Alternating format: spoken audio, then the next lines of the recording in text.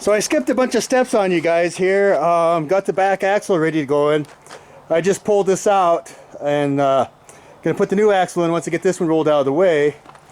But one thing I want to point out that it's kind of halfway safe, but I don't know. But see, I always use these jack stands on the back on the leaf springs like that because for me that just gives me a little more stability with the truck being up in the air the way it is. And then I'm doing away with the typical U-bolt style ones, you know, that thread through the bottom like so. You know, they go through the holes on the bottom like this, and then it mounts on the bottom of the axle like that. Well, I'm not going to do it that way because this collects dirt on shit in the inside. And I'm going to do a U-bolt flip where they go like this with these plates that sit on top. My buddy's kids want to hook me up with these, but yeah, so that's how it's going to bolt in now, is that way. And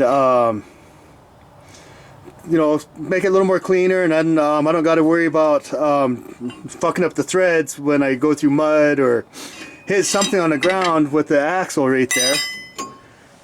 And I was gonna cut and mount the shocks taller. I was gonna take these and I was gonna cut them up and rotate them up about 2 inches taller, but decided not to. And one of the reasons I want to do the U-bolt flip is because see how this has a little bit of a rot right there, like a metal flaking from the axle tube.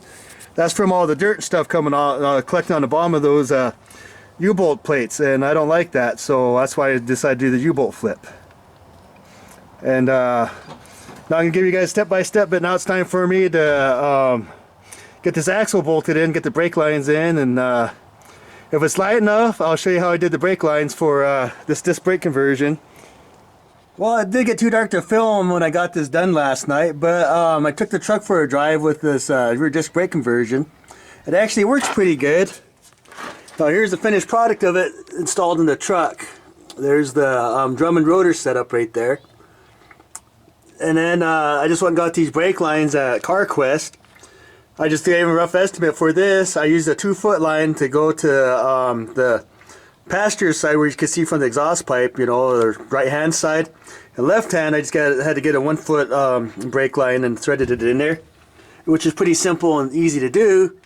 And put it right in there, and it's all bolted up to the truck now, and ready to rock and roll. So there you go. So that's the finished product of installing a lug nut 4x4 rear disc brake conversion on a semi-float 14-bolt GM axle out of a 97 Chevy. But that's for all 9.5 14 bolts, this rear disc brake conversion. And if I was you, or anybody interested in doing a rear disc brake conversion on these axles or any kind, this is well worth it